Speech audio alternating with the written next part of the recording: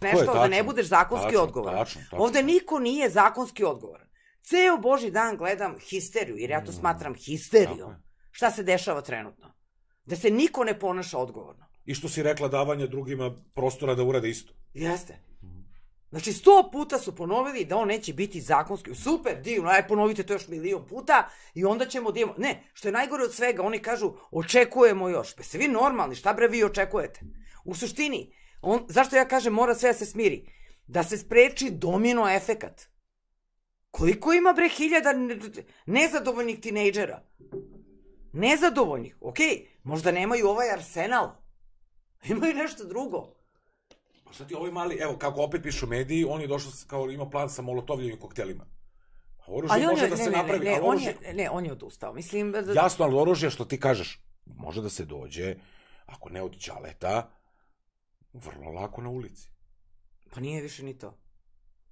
Dete koristi internet. Dobro, dok prođe preko dark weba, carina, ovo, ono, znaš, to malo možda neka... Molotovljev koktel možeš sam da napraviš, samo odeš da vidiš uputstva. Anarchist Cookbook.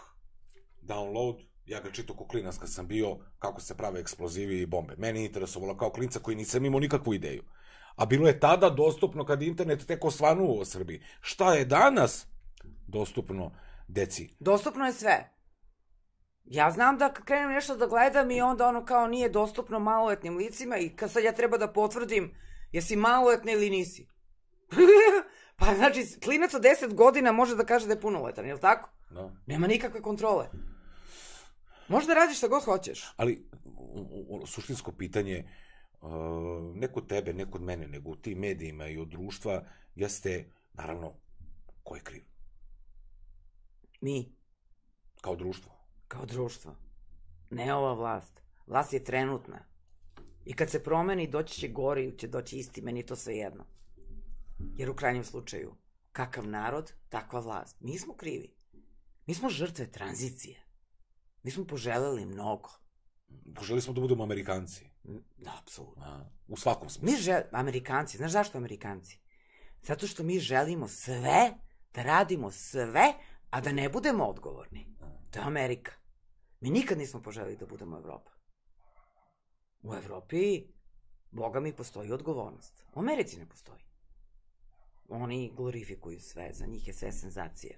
Za njih neko ko ubije ljude, piše knjigu u zatvoru. Da, izađemo u film i oni su znači, bogati, da. Znači, kao, pobije tamo nekog, završi u zatvoru, odrepuje nešto, eto njega, mega zvezda, možemo da ga vidimo i možemo da ga vidimo na Exitu. To je Amerika. A mi ne možemo biti Amerika. Pod brojem 1, mi nismo država koja je nastala pre 200 godina. Mi trajemo mnogo duže i nalazimo se fizički, bukvalno u Evropi. Hoću ja nešto da ti kažem. Ajde. Ne, nije društvo krivo. Zašto sam kriv ja? Zašto sam kriv ja zašto si kriva ti? Zašto je krivo 100% naše nacije? Ne, nisu oni krivi. Evo, zašto vidim da danas mnogi kažu kao mi smo krivi, mi smo kao... Ne, nisam kriv. Evo nisam. Kako sam ja kriv? Jesam ja toj deci nešto davao, jesam ja davao ideje? Ne. Koji mi je davao ideje? Ovi danas koji su histerisali. A koji smo mi stavili u naslov. Da ih sahranjujemo. A to su mediji. Jeste.